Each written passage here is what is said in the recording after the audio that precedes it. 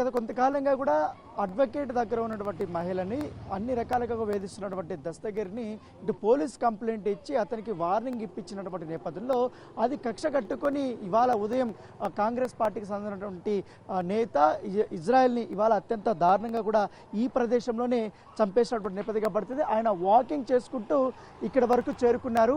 8-8:30 మధ్య ప్రాంతంలో ఇక్కడ వాకింగ్ చేసుకుంటూ వస్తున్నప్పుడు సడన్గా ఈ ప్రాంతానికి వచ్చినప్పుడు తనతో తీసుకొచ్చినటువంటి దస్తగిరి ఒక చాకుని తీసుకొని వచ్చారు, ఒక కత్తిని తీసుకొని వచ్చి దాదాపు 3 పోట్ల వరకు కూడా ఇక్కడ అతను పొడిచినటువంటి నేపథ్యం ఏర్పడుతుంది. మొత్తం ఈ రకంగా ఇజ్రాయెల్ని ఎప్పుడైతే చంపడానికి ప్రయత్నం చేశాడో అప్పుడు ఈ మహిళ పైననే ఉన్నారు. వారికి తెలిసినటువంటి వ్యక్తి ఎగ్జాక్ట్గా ఏం జరిగింది అనేది కూడా, ఎందుకంటే ప్రత్యక్ష సాక్షి ఈవిడ ఈ ఇంటి పైన ఉంది. అప్పుడు అమ్మ ఏం జరిగిందమ్మా, ఏ సమయంలో అమ్మ? 8:30 నుంచి 9:30 లోపల జరిగింది. సారు డైరెక్ట్ అట్లా వెళ్ళిపోతున్నాడు. ఆయన అంతకు ముందే మోజులు తిన్నాడు, 2 అక్కడ అరటి పళ్ళు తిన్నాడు. బండి అక్కడ ఆపి అరటి పళ్ళ బండి ఆపి 2 పళ్ళు తినేసిండు. ఆ తర్వాత నేను లోపలికి వెళ్ళిపోయినా, లోపల బాత్రూంలోకి వెళ్ళి బయటకు వచ్చేలోగా ఇక్కడ ఏదో అల్లరి అవుతుంటే ఏం అల్లరి అని చెప్పి నేను బయటకు వచ్చే లోపల సార్ అనమాట అక్కడ పడి ఉంది. అప్పటికే నేను కొట్టుకుంటున్నా, అయ్యో సార్ వకీల్ సార్ నువ్వు చంపేసిర్రు అని చెప్పి మొత్తుకుంటున్నా.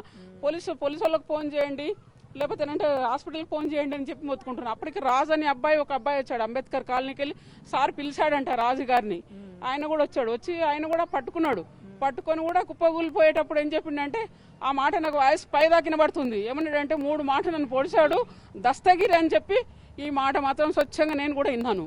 సార్ కూడా బండ్ల వాళ్ళ కూతురు కూడా చెప్పాడంట దస్తగిరి నన్ను చంపాడని. అంటే ఇది వచ్చింది ఎందువల్ల వచ్చింది, ప్రాపర్టీ విషయం కాదు, ఒక ఆడపిల్ల విషయంలో సారు ఇట్లా కాదు ప్రవర్తన తప్పు అని చెప్పినందుకు సార్ పైన కక్ష కట్టి సార్ ప్రాణాలు తీశారు. ఇప్పుడు ఎవరి ప్రాణాలకు రక్షణ ఉంటుందో చెప్పండి సార్, మీరు చెప్పండి. ఫస్ట్ ఏముంది, ఇప్పుడు చంపినోని ఇంటికాడ కాపలా ఉండవలసిన అవసరం ఏమొచ్చింది? ఇప్పుడు చంపినోనికి రక్షణ కల్పిస్తారు, అక్కడనే ఉన్నది పోలీస్ బండి ఉంది కదా అక్కడ. ఇప్పుడు వాళ్ళకు సేఫ్టీ చేస్తారా? అంత మనిషి ప్రాణం పోయింది, ఆయనకు సేఫ్టీ లేదు కానీ వాళ్ళకి సేఫ్టీ ఇస్తారా మీరు?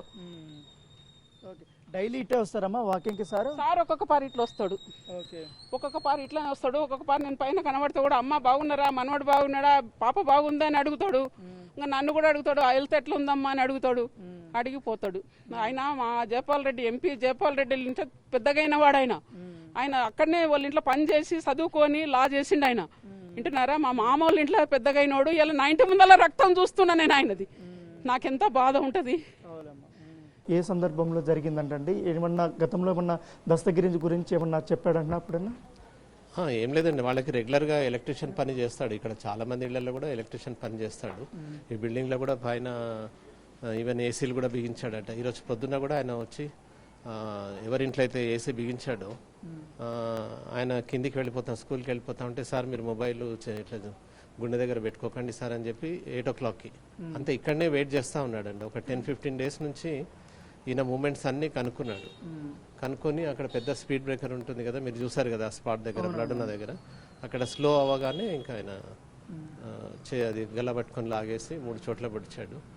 మరి తీవ్ర రక్తస్రావం వలన చనిపోయాడు. అంటే ఇక్కడ పడిపోబోతుండగానే పిలిచాడు. ఆయన ఇంకా స్పృహలో ఉండగానే ఇంటి దగ్గరలో ఒక రాజు అనే వ్యక్తిని పిలిచాడు. మరి అతను వెళ్ళాడు. అతను తర్వాత చిన్న కూతురు కూడా వెళ్ళింది. చిన్న కూతురు కారులో తీసుకెళ్తా ఉంటే ఇక నన్ను దస్తగిరి ఇక్కడ పొడిచాడని పాపకు ఆ రాజు కూడా చెప్పడం జరిగింది. జరిగిన గొడవ గురించి ఏమన్నా చెప్పారంటున్నా సార్? అంటే నాకు కొంచెం థ్రెట్ ఉంది, మీరు ఇది సేఫ్ కాదు, మీరు జాగ్రత్తగా ఉండండి అని చెప్పాడంటండి. అందువల్ల ఈయన కూడా బెదిరింపు మెసేజెస్ వచ్చాయి. ఇజ్రాయెల్ గారికి ఇట్లా బెదిరింపు మెసేజ్ వస్తే పోలీస్ ప్రొటెక్షన్ కోసం అని వెళ్తే అతను పిలిపించడం జరిగింది. పోలీసు వాళ్ళు ఆయనని గద్దించడం జరిగింది. గద్దించినప్పుడు కూడా ఆయన చాలా ఉల్టా సీదా మాట్లాడితే వాళ్ళు కొట్టారట. దాని మీద ఇంకా కక్ష పెంచుకొని మరి దారుణానికి ఒడిగడ్డాడండి. అంటే ఏ స్వస్థలము ఎక్కడ సార్? వీళ్ళది ఇక్కడ తుమ్మలూరు అండి దగ్గరలో. అక్కడ మీరు వెళ్ళి అడిగితే అక్కడ మొత్తం ఊరు ఈయన మంచితనం గురించి చెప్తా ఉంటారు. ఈయన పేదవాళ్ళకి సహాయం చేయడం, డబ్బు లేకున్నా సరే మళ్ళీ అక్కడ ఒక చర్చ్ కట్టించాడు. అక్కడ చర్చ్ మరి బీద పాస్టర్లకు హెల్ప్ చేస్తూ ఉంటాడు. సో ఎంతమంది పిల్లలు? ఈయనకి 2 అమ్మాయిలు ఉన్నారండి. 2 మరి పెళ్లి కావాల్సిన అమ్మాయిలు ఉన్నారు. 2 కూడా పీజీలు చేసి మరి జాబ్స్ కోసం ట్రై చేస్తూ ఉన్నారు. ఆయన కూడా గత సంవత్సరం రోజులుగా మరి వివాహం పిల్లల వివాహం గురించే చాలా మరి అన్ని ప్రయత్నాలు చేస్తూ ఉండగానే మరి ఈ దారుణం జరిగిపోయిందండి. అది మరి ఇప్పుడు చాలా దుఃఖంగా ఉన్నారు వాళ్ళ భార్య అయితేనేమి వాళ్ళ పిల్లలు అయితేనేమి. సార్ ఇప్పుడు జరిగిన విషయం కాదు, ఒక 10 days నుంచి వాళ్ళ నుంచి ప్రాబ్లం ఉందని పోలీస్ స్టేషన్కి వెళ్ళిర్రు, అక్కడ కంప్లైంట్ చేసిర్రు. చేసినప్పుడు ఆ వ్యక్తిని ఏం చేయాలి సార్? అంటే ఏం పోలీసు వాళ్ళు ఏంటిది అసలు? అంటే మేము క్రైస్తవులం సార్. నేను ముఖ్యంగా చెప్పేది ఏంటంటే మేము క్షమించే మనసు ఉంటుంది. అన్న ఒకటి ఏంటంటే వేరే ఒక ఇద్దరు భార్య భర్తల్ని వాళ్ళని చంపుతా, నాకు బేలిప్పి అన్నాడంట. బేలిప్పి అంటే ఈయన అన్నాడంట, చూడు బాబు అట్లా నేను బేలిప్పిస్తాను, నేను బ్రోకర్ని కాదు, ముందు అది గుర్తుపెట్టుకో, ఆ పాపం కూడా మనకు మంచిది కాదు అని అన్నాడంట. అన్నప్పుడు ఆడేం చేసిండంటే, నువ్వు నాకు బేలిప్పిస్తలేవు కాబట్టి అసలు నిన్నే టార్గెట్ పెడతా.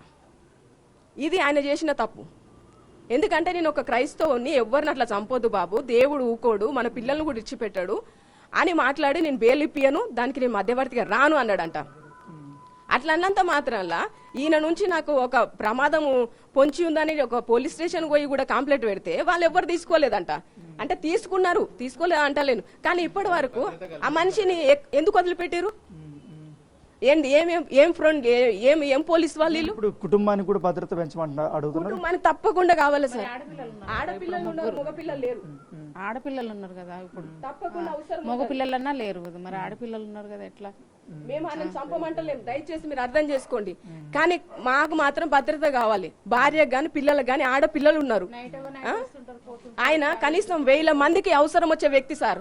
ఈ గలీలో అందరిని అడగండి, ఇక్కడ ఎంత మందికైనా సాయం చేస్తాడు. అలాంటి వ్యక్తి ఇప్పుడు లేకుండా చేసిర్రు. మరి మీరు అప్పుడే యాక్షన్ తీసుకున్నట్టే మాకు ఈ ప్రాబ్లం రాకపోవు కదా. ఒక్క కుటుంబానికి వచ్చిన నష్టం కాదు ఇది, మాకు చాలా మంది కుటుంబాలకి. అవునా కాదేనా? ఇప్పుడు ఈయన చంపినట్టు వేరే వాళ్ళని మళ్ళీ తీసుకుంటాడు కదా, అట్లనే